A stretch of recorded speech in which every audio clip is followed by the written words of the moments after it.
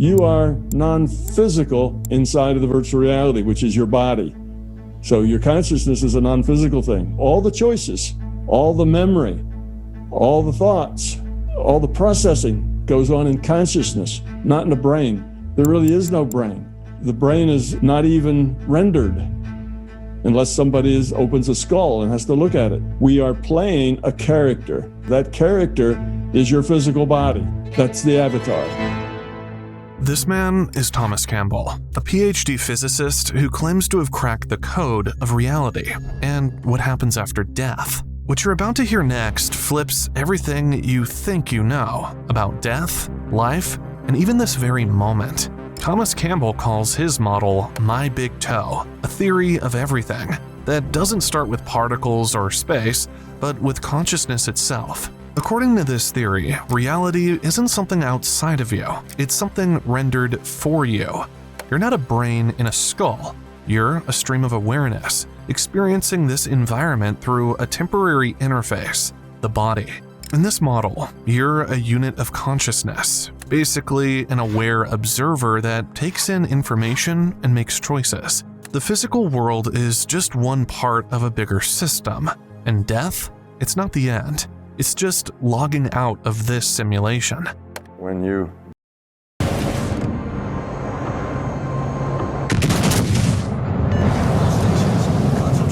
die, you become aware in another virtual reality. So your body dies and you wake up. You're in a different place. This means that death is not the end. Campbell describes the physical universe as a multiplayer digital simulation designed to feed experiences to consciousness units. The rules, like physics, are just constraints. They keep the simulation coherent.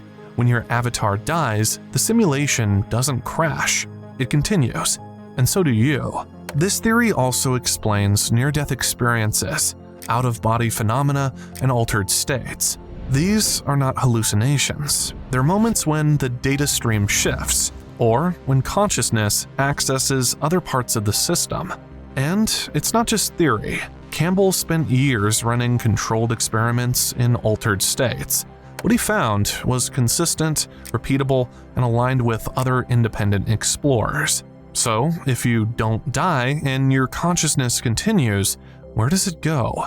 We'll get to that, but before we explore what happens after death, we need to understand what this system actually is, how it works, how it generates your reality, and how physics, time, and space are just part of the interface. So let's look at the system itself.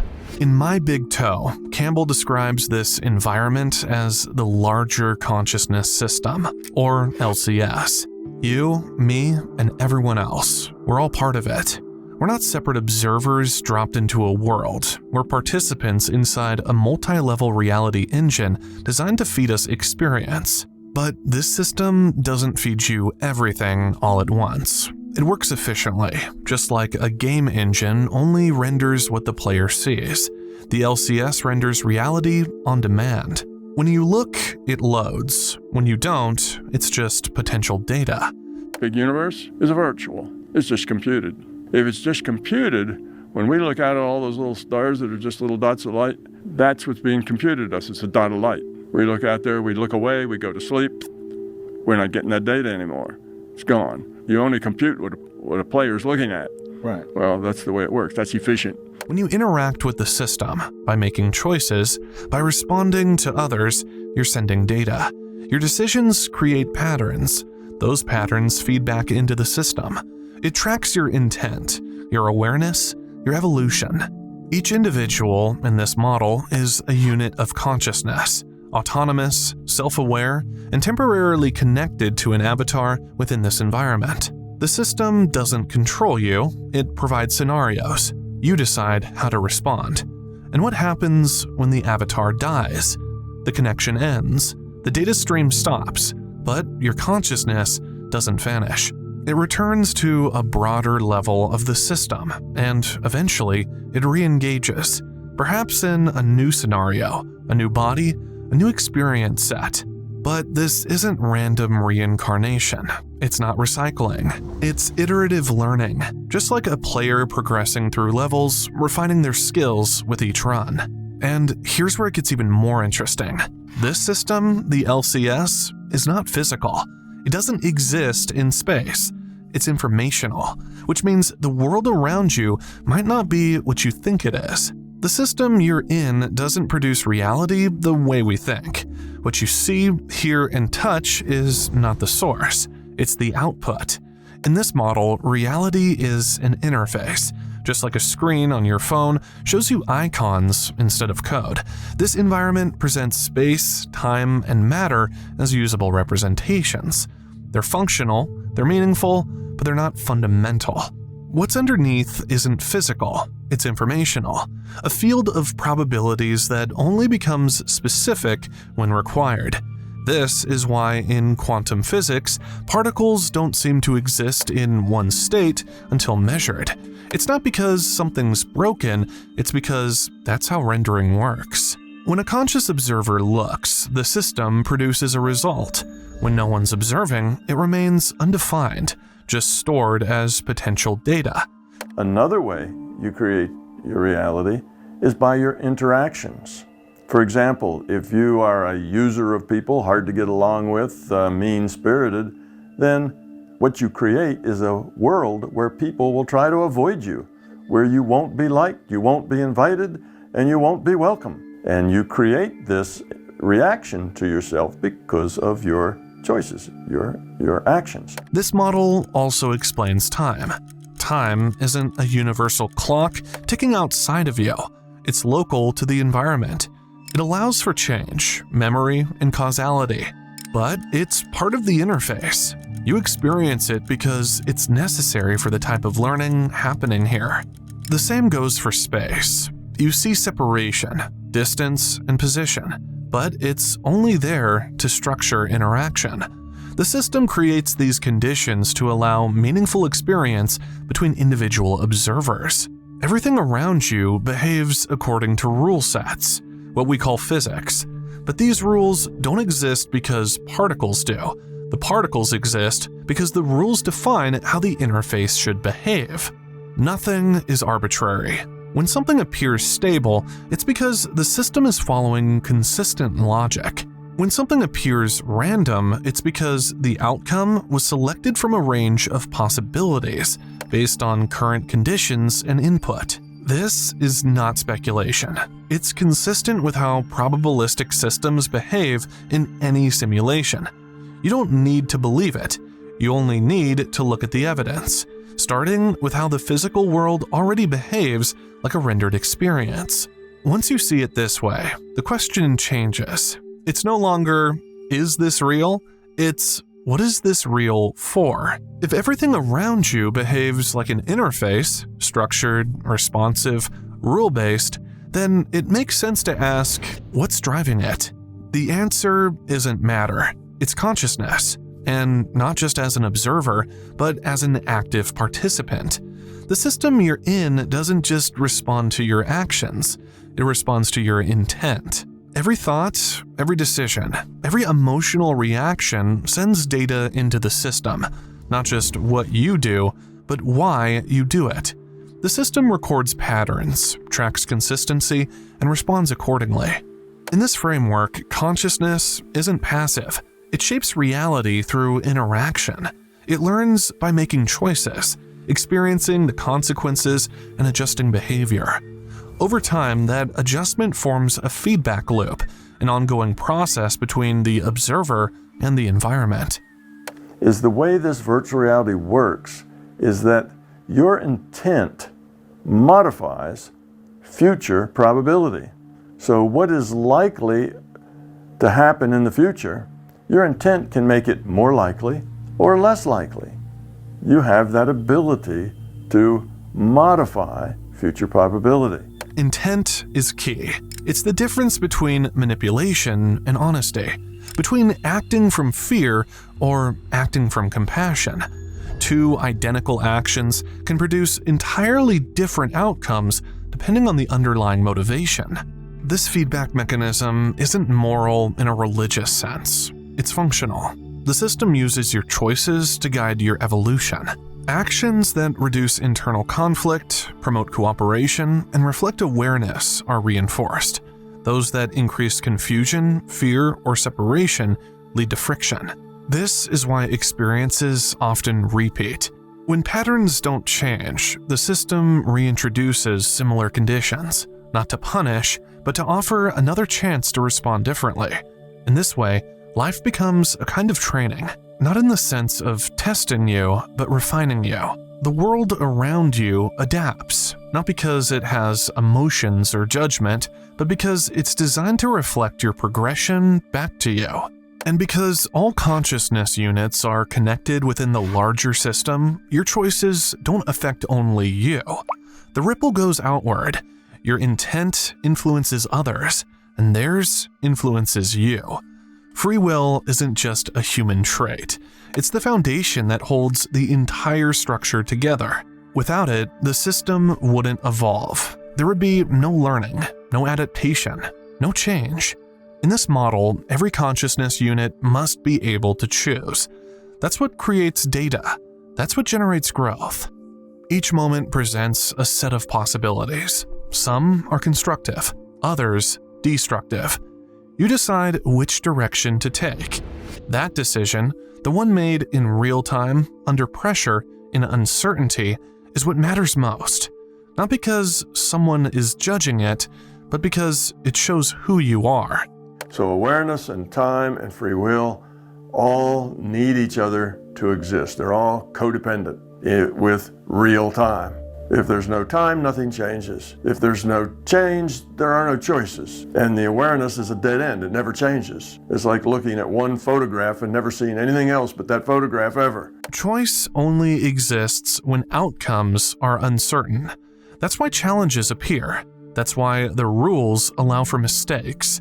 Without risk, there's no learning. And without freedom, there's no responsibility. This doesn't mean you control everything. You don't choose what happens to you, but you always choose how you respond. That response is recorded. The system reads your pattern and adjusts your path. In extreme conditions, conflict, loss, fear, the system pays close attention. These are the moments where evolution happens fastest, not because they're dramatic, but because they demand presence. They reveal whether your choices are reactive or conscious. Free will also explains why experiences can't be standardized. No two people see the same event the same way. Each observer interprets reality through their own lens, and every lens is shaped by previous choices. This is why the system doesn't interfere. It provides opportunities, not outcomes. It doesn't protect you from difficulty, but it makes sure you always have a way to act. The real measure isn't what you go through, it's what you do with it. And every choice becomes part of a larger pattern that eventually finds its way back to you. You're always interacting with the system, even when you think nothing is happening. Every choice you make sends a signal into the system, and that signal doesn't disappear. It returns, shaped, delayed, sometimes magnified, but always matched to what you've put in. This is the feedback loop. The system doesn't need to reward or punish. It only needs to reflect. When your choices align with growth, awareness, honesty, care, the system provides stability. When your choices create confusion, conflict, or fear, the system adjusts to show you the effects of that. Not to teach you a lesson, but to help you see yourself more clearly. This is why certain patterns repeat. The same kind of relationship, the same argument, the same frustration again and again. It's not bad luck. It's a signal that something inside you hasn't changed. The system gives you another chance to respond differently. You can have good relationship with them if you just let them be and stop judging them according to what, how you think they should be. Now we get upset about what they should and shouldn't have. That's us judging them according to our reality and the way we feel. You just have a lot of people all fussing and fighting and fuming with each other all the time because they just don't understand reality and how it works, and that we're all different. We need to just accept that. This feedback doesn't always come immediately. It's not karma in a cosmic sense. It's dynamic, contextual, and precise. Sometimes you'll see the effect within minutes. Other times, it might take years. But the loop is always active. The important part is how you interpret it. The system doesn't send messages in language. It speaks through experience. If you're paying attention, you can feel the feedback. You'll recognize the loop when it returns, and in that moment, you'll have a choice to act from the same place or shift. Even your internal world, your emotions, thoughts, and impulses are part of the loop. When something triggers you, that's data. The system is showing you where your reactions are still automatic, still unresolved. You can't escape the loop, but you can work with it. That's the difference between repeating cycles and evolving through them. The system isn't testing you, it's responding to you. This feedback structure keeps everything personal, adaptive, and relevant. No experience is wasted. Nothing is random. You are always in conversation with something bigger than yourself, even when it feels silent. And eventually, when this session ends, that loop doesn't stop. It just becomes even more precise. But if all of this seems too abstract, there's something else you should know. Some of the strongest evidence for this model comes not from mysticism, but from physics itself. The moment your avatar stops functioning, your data stream ends, but the observer, the conscious unit, remains active. What happens next isn't a mystery inside this model, it's a defined process, part of the system itself. When physical life ends, the connection to this environment is closed. What continues is not the memory of the life you lived, but the consciousness that experienced it. That consciousness returns to a different level of the system, where the experience is processed. It's not a judgment, and there's no external punishment or reward. It's a review, a detailed integration of everything you've just gone through. How you treated others, how you reacted under pressure, the quality of your choices. Not in terms of good or bad, but in terms of growth. The system uses that data to help you evolve. The information becomes part of your profile as a conscious entity. You don't lose your identity, but imagine being able to build anything just by thinking about it. Meet Base 44, a complete AI creation platform made for anyone with an idea and a drive to bring it to life. Describe what you want and watch it take shape. You can plan, customize, and expand in any direction. From tools built for one to platforms ready for many. From passion projects to enterprise-grade systems. Everything is built in and ready to launch. It's a new world of creation where you can go as far as your imagination takes you. Can you imagine it? Let's make your dream a reality right now. you no longer identify with the avatar. That life is now complete.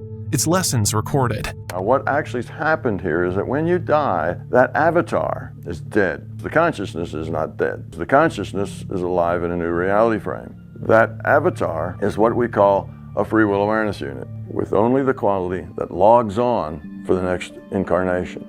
Eventually, you enter a new scenario, not randomly, but based on what you need next. A new experience packet, a new set of conditions designed to challenge, stretch, or stabilize you. The system doesn't recycle, you re-engage. This continuity explains why some people report memories, intuitions, or deep emotional imprints that seem to come from somewhere else. Not all of it is imagination. In this model, the thread of consciousness isn't broken between lifetimes.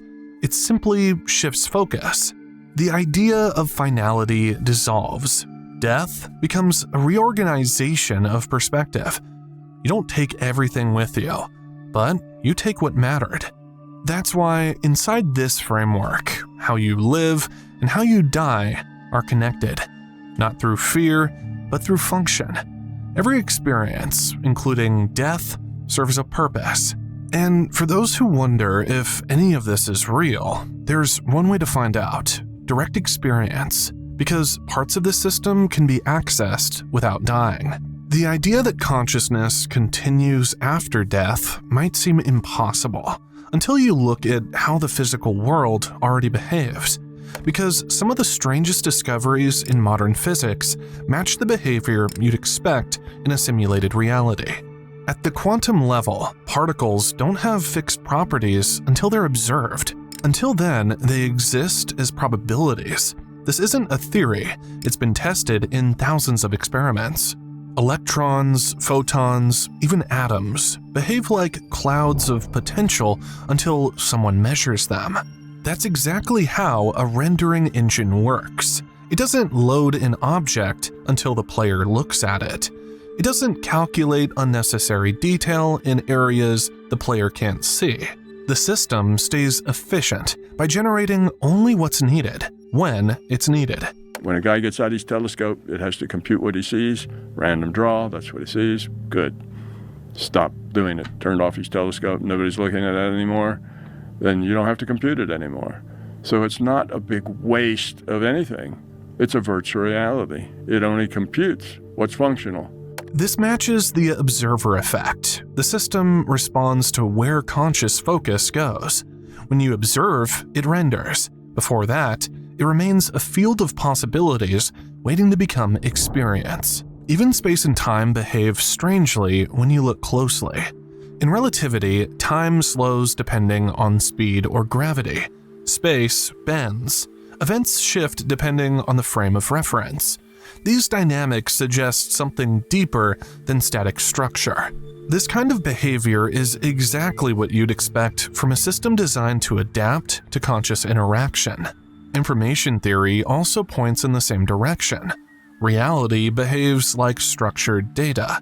At its smallest scales, it's not made of objects. It's made of relationships, values, and flows. Matter, energy, and even motion can be reduced to bits of information. That shouldn't happen in a purely physical world, but in an information-based system, it makes perfect sense. And it shows up in personal experience too. Unusual patterns, synchronicities, states of awareness that defy linear time. There are moments when reality feels responsive. According to this model, it is. And you don't need to guess. You can test it. You can go beyond theory and start exploring the system directly from inside. Sometimes in dreams or deep altered states, you catch a flash of something strange. A life that could have been yours. A place you've never seen, but feels familiar.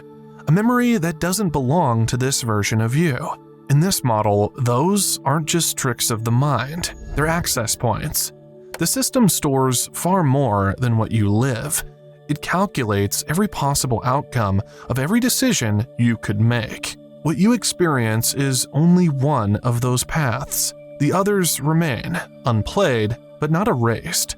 These unused branches are part of what Campbell calls the system's probability space. They're not running in parallel like science fiction timelines, but they are structured, stored, and in some cases, accessible. You've got individual units of consciousness all making choices, learning from those choices to become love. As each choice is a good choice, then the entropy lowers a little bit, but because that consciousness is a part of the system, the whole system's entropy is lowered a little bit. One of its ways of lowering its own entropy is through us. And it has to compute a whole lot of stuff for 9 billion people. It's a big game. It's a big multiplayer game. This allows for something remarkable. In certain non-physical states, lucid dreams, OBE sessions, deep meditation, you may be shown one of these alternate versions, not for entertainment, but as feedback. A different you, shaped by different decisions, not to make you regret, but to help you understand. People often return from these states with the sense that those versions were just as real, not ghost images, but entire lives, self-contained and emotionally complete. This mechanism adds another layer to the feedback loop. It's not just cause and effect, it's comparison. By seeing what might have been, the current version of you gains perspective. The learning becomes richer, faster, deeper. It also reinforces the importance of choice, because while only one path becomes active, the system acknowledges them all. And in that space of possibilities, who you become is not predetermined, it's earned, one decision at a time. The idea that multiple versions of your life exist in potential isn't meant to confuse, it's meant to clarify. Everything you didn't choose still teaches you something. And that brings us to the final insight. If even your unchosen paths are meaningful, then your role in this system might be far greater than you think. If reality really works this way, if everything is driven by consciousness, shaped by choice, and stored in some larger system, then what we call life is just one layer of something much bigger. Not bigger in a mystical sense, just wider, deeper, more flexible than it seems. And that makes death less of a wall and more of a doorway. The end of one session, a return to the place where all the data goes, where it's processed, understood, and eventually used to prepare the next experience. This also means that right now, even as you're watching this, you're already inside that system, not outside of it. You're not separate. You're in the middle of the thing, and your awareness is the interface. You don't need to wait until the end to find out if it's real. There are ways to test it. Small things, attention, intention, stillness, exploring altered states, not to escape, but to observe, quietly, without expectations. Sometimes the system responds clearly, sometimes it doesn't. But that's part of the learning. It's not a shortcut, it's a different kind of participation. You won't get all the answers at once. That's not the point. But you may notice patterns, a kind of quiet feedback, life becoming more responsive, certain things clicking into place, and slowly, the idea that this world is a training ground starts to feel less like a theory and more like something you've always suspected. You don't have to go anywhere to begin. You're already in it. Every moment is part of the system. And maybe, just maybe, this version of reality is just the surface. Because if consciousness is the real source behind it all, then the most important thing you can do isn't to figure it out. It's to experience it with awareness. In 2009, a world-renowned scientist published a theory so radical, it claimed everything that you see out there, every particle, depends on the observer for their very properties. And it turns out that life and consciousness are absolutely essential to reality.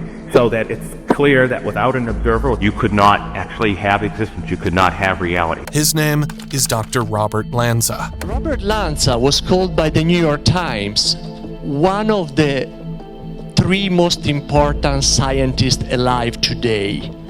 Just to give you an idea of the caliber of our next presenter. He cloned endangered animals, advanced stem cell science, and gained global recognition, until he said something that made science go quiet. So I've come to conclusions that would shock many of my colleagues and predecessors. Space and time are tools of our mind. Experiment after experiment shows that not a single particle out there exists with real properties until it's observed. Now, pay attention, because what you're about to hear challenges the most basic thing you believe about reality. He claims that everything about the universe is backwards. Consciousness doesn't come from the brain. The brain and everything in space and time comes from consciousness. Stay with me, because this isn't science fiction. It's grounded in quantum mechanics, biology, and decades of research. Let's break this down. Imagine you're looking at a tree.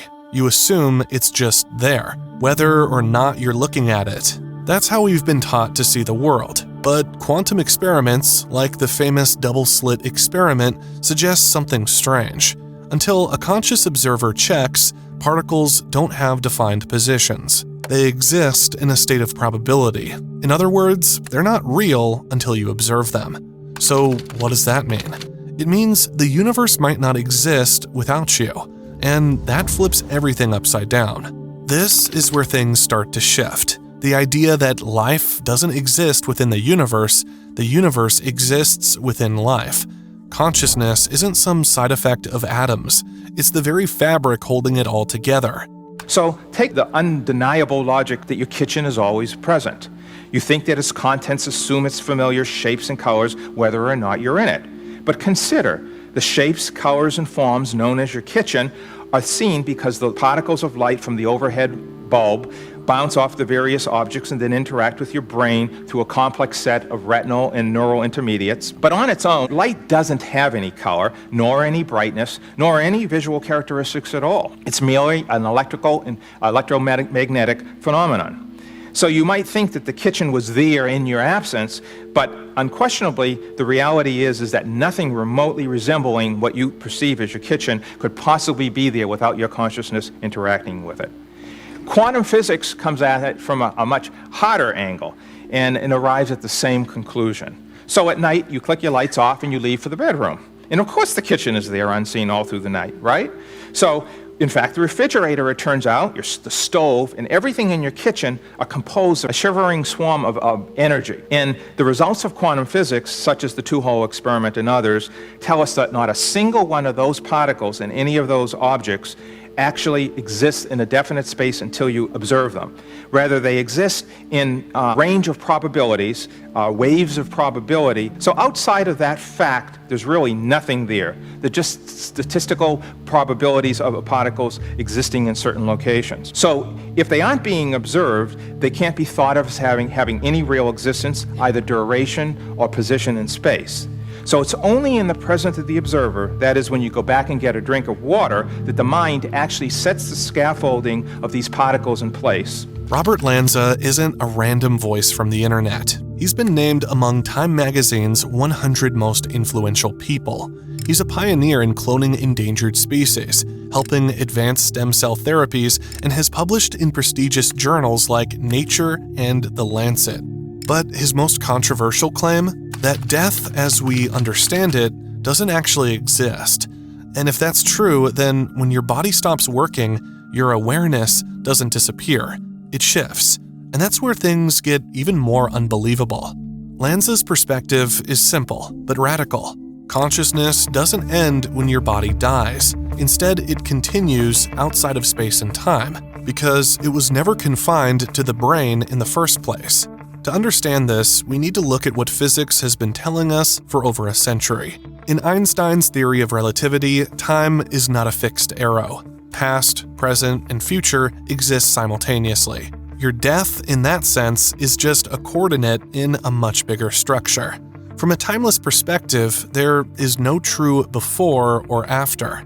Quantum physics goes even further. The observer effect shows that particles behave differently when being watched. It's as if consciousness itself activates reality. So if consciousness isn't produced by matter, but instead shapes it, then where does it go when the body shuts down? Here's where it gets fascinating. Lanza explains that what we call death is simply the end of a biological function, not the end of awareness. Your experience doesn't stop.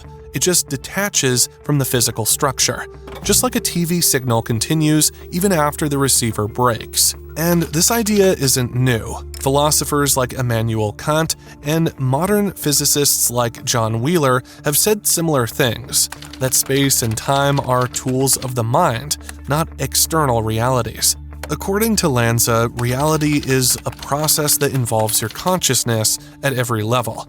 Even time and space are constructs your mind uses to organize information, and when the body dies, those tools fall away, but you don't.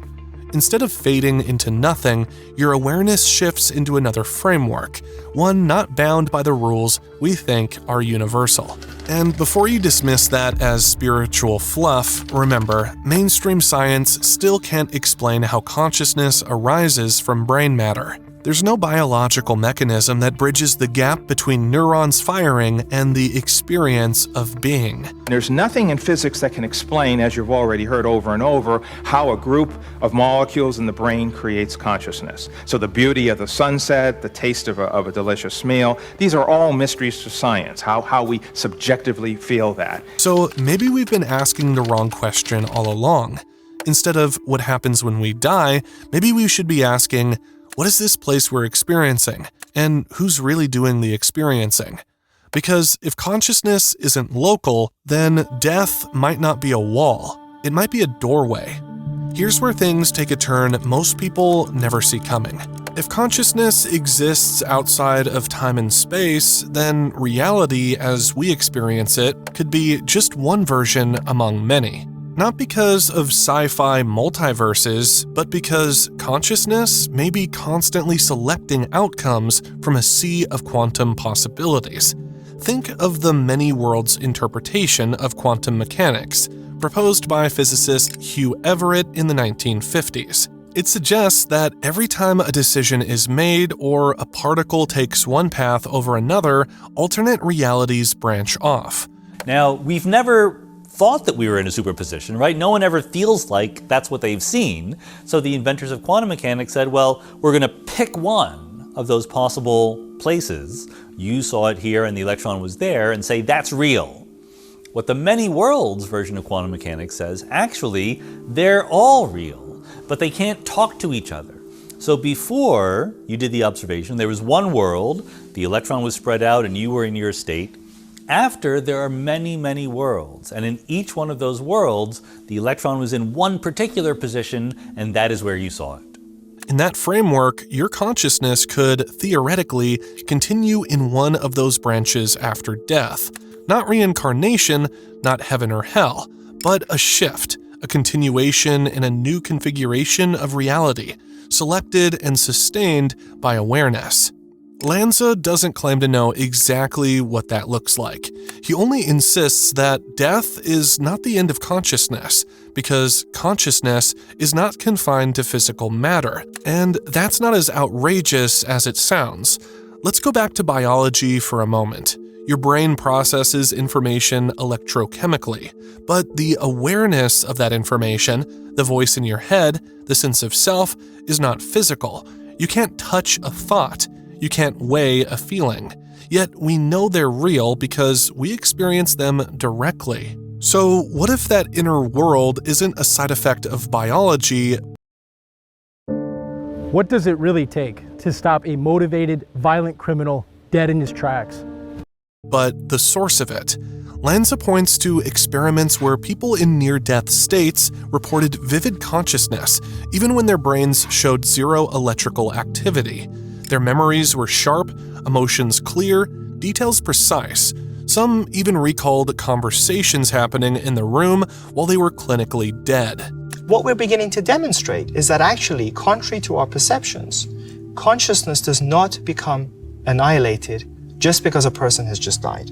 And in fact, consciousness appears to continue at least in the first period, the early period of death, the first minutes or hours after death. Beyond that, of course, we can't study because that's the extent that we can get to. I don't know what will happen in the future, but certainly during the time when the brain is shut down and flatlined, the entity of consciousness does not get lost. This raises a powerful question. If the brain is off, how is the mind still on? The answer, according to biocentrism, is that the brain isn't generating consciousness, it's filtering it, like a radio that tunes into a signal that was always there. And when the brain stops, the signal doesn't. It just stops coming through that channel.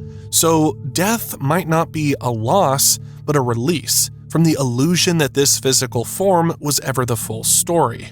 Let's look at what the science actually says, because as strange as these ideas sound, they're backed by real-world data that's hard to ignore. Over the last 2 decades, researchers like Dr. Sam Parnia have studied hundreds of cases where people were clinically dead.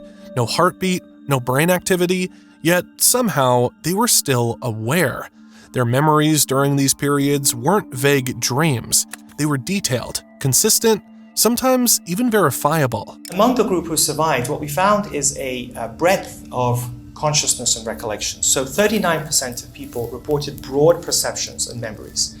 These were not necessarily being able to recall specific events, but they felt that they had been conscious or had specific memories.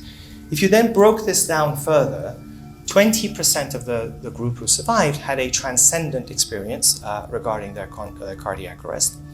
7% of these, and I'm going to talk about that in a moment, 7% of the experiences were more compatible with CPR-induced consciousness. You'll see what I mean in a moment with that. 7% had perceptions of auditory awareness and hearing different things, discussions, and 3.5% had visual awareness. In one case, a man described exact medical procedures being done on his body, while his brain showed no signs of consciousness. Monitors confirmed that brain activity had flatlined, and yet the awareness remained. That shouldn't be possible. Another study, led by Dr. Bruce Grayson, one of the most respected figures in near-death research, found that many people who had NDEs came back with vivid experiences that changed their entire worldview. Common themes included a sense of floating outside the body, observing doctors working on them, or traveling through light into another space altogether. And here's the part that breaks every rule we thought we understood. In many of these cases, patients describe things they couldn't possibly have known, like conversations in another room or visual details they were never physically present to see. Yeah, I grew up in a scientific household, and we never had any thought about anything spiritual or non-physical. My first week or two into my residency, I was confronted by a patient who was unconscious. I couldn't talk with her. She was totally out cold, so I talked to her roommate who had brought her in a different room, and then came back and saw the patient. She was still unconscious. I had her admitted to the intensive care unit, and when I saw her the next morning, I went in to introduce myself, and she said, I know who you are. I remember you from last night. And that kind of blew me away. I didn't know what she was talking about. She proceeded to tell me about the conversation I had with her roommate, and including intimate details, and I didn't know what to make of that. If consciousness were purely a brain function, all of this should be impossible. But it keeps happening. Some scientists argue it's just random brain activity in a dying mind. But that explanation collapses when you see clear awareness during periods when the brain shows no activity at all. So the question is no longer, do these experiences happen? The evidence is overwhelming. The real question is, what do they mean? And that's where Lanza's framework fits perfectly. Biocentrism doesn't just accommodate these anomalies, it predicts them. If the mind isn't confined to the body and reality is observer-dependent, then death wouldn't stop awareness. It would simply shift the point of observation. And suddenly, all these scattered cases and bizarre experiences aren't random anymore. They're part of a bigger pattern. A pattern that suggests our understanding of death might be completely wrong. If these cases were rare, maybe we could ignore them, but they're not. In fact, across cultures, ages, religions, even among people with no belief in an afterlife, the same pattern keeps showing up. Awareness continues after clinical death. Details are recalled accurately, and the experience often feels more real than waking life. That's not just strange, it's statistically significant. Studies by institutions like NYU Langone, University of Virginia, and the Netherlands Radboud University all point to the same core insight. Consciousness doesn't behave the way materialist science says it should. It's not confined to the brain. It doesn't shut off like a light switch. And it's not just near-death experiences. People under deep anesthesia, where brain activity is heavily suppressed, sometimes report vivid awareness. In rare cases of terminal lucidity, Alzheimer's patients who hadn't spoken in years suddenly became fully coherent moments before death. They recognize loved ones, they speak clearly, then they pass. Well, we did a literature search and found about 80 cases in the literature of the past 100 years. And in the last decade, there's been a lot of research into this phenomenon. And it's mostly being done in Alzheimer's research units. But we also see it with brain tumors, with abscesses, with chronic schizophrenics, with a variety of cases in which the brain seems to be not functioning for a long period of time, and then Shortly before death, they become completely lucid again, recognize people, start carrying on coherent conversations, and we don't really know how to explain this at this point. If the brain is deteriorated, how is this possible? It all points in one direction. The mind is not the machine. It's something else. This is exactly what thinkers like physicist Max Planck hinted at over a century ago. He said, "I regard consciousness as fundamental. Everything else derives from it, not the other way around." So why are we still acting like consciousness is a byproduct of the brain? Because our entire model of reality, our science, medicine, even our sense of identity is built on the materialist assumption that only what we can see, touch, or measure is real. But the data refuses to stay quiet, and when you put it all together, a new picture starts to form. One where death isn't the end, one where reality is shaped from the inside out, one where the thing you call you has never been a body. It's always been an observer, an experiencer, a presence that can't be measured by instruments because it's the source of measurement itself. And once you see that pattern, you can't unsee it. Here's where it all comes together. In the 1980s, two scientists working in separate fields, David Bohm, a quantum physicist, and Karl Pribram, a neuroscientist, arrived at the same shocking conclusion. Both the universe and the human brain appear to function like holograms. A hologram is a 3D image encoded in a 2D surface. But here's the mind-blowing part. Every part of a hologram contains the whole, cut into pieces, and each fragment still contains the entire image. Bohm believed that what we see as reality is just the projection of a deeper hidden order he called the implicate order, a field beyond space and time where everything is connected. What we perceive as separate objects, people, and events are just fragments unfolding from that deeper source. We are internally related to everything, not externally related. Consciousness is an internal relationship to the whole. We take in the whole and we act toward the whole. And that internal, whatever we have taken in, determines basically what we are. Pribram, working on how memories are stored in the brain, discovered something equally strange. Our brains don't seem to store memories in fixed locations like files in a cabinet. Instead, memory behaves holographically, distributed, non-local, and interference-based, just like a hologram. Together, their findings suggested something radical, that reality might not be out there. What we see as the external world could be a projection emerging from a deeper field of consciousness, an interconnected matrix where space and time are just illusions layered on top. And this explains why so many near-death experiences and altered states report the same thing, a sense of oneness, timelessness, and a collapse of the boundary between self and world. Because maybe when the body dies, the projection ends, but the source, the field behind it all, remains. You, still aware, still present. The idea that death is the end only makes sense in a world where reality is separate, linear, and material. But if the universe is holographic, if consciousness is primary, then death isn't a disappearance. It's a return to the place behind the illusion, to the field that creates all things, to the source that was never separate from you. And here's something strange. Many people say they've seen repeating numbers everywhere: 1111, 1212, 444, 1616, almost like little glitches in the code of reality, signals from something deeper, maybe even from that field behind the projection. Anyway, these synchronicities are a whole other rabbit hole we'll explore in a future video. Quick side note, if you're into numerology, I recommend trying a free numerology reading on this website. It's simple but surprisingly accurate, and it helped me make sense of a few patterns I couldn't explain before. I'll leave a link in the description. And the craziest part? Some scientists think we've already caught glimpses of it.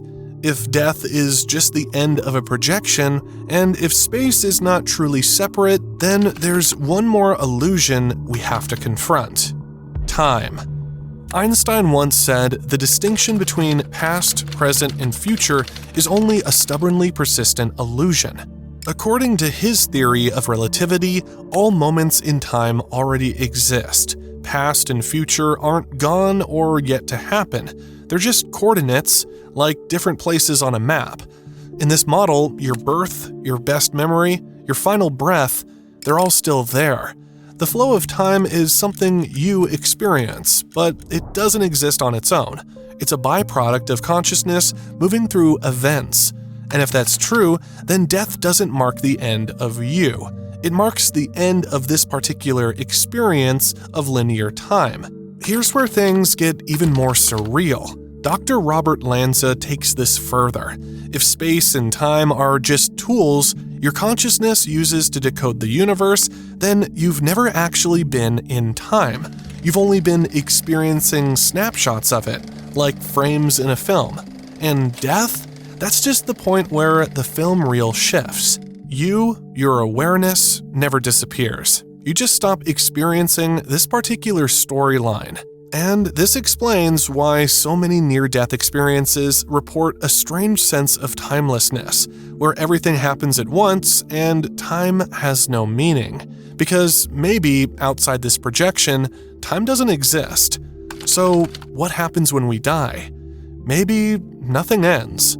Maybe we just exit the illusion of linear time and return to a state where everything, every moment, every possibility exists all at once. And now that you've seen this, how can you ever look at life the same way again? Because if space is an illusion, if time is an illusion, and if death is just a transition, then maybe the biggest illusion of all is that you were ever separate from the universe in the first place. That's it for today's video. If this gave you a new perspective, make sure to subscribe so you don't miss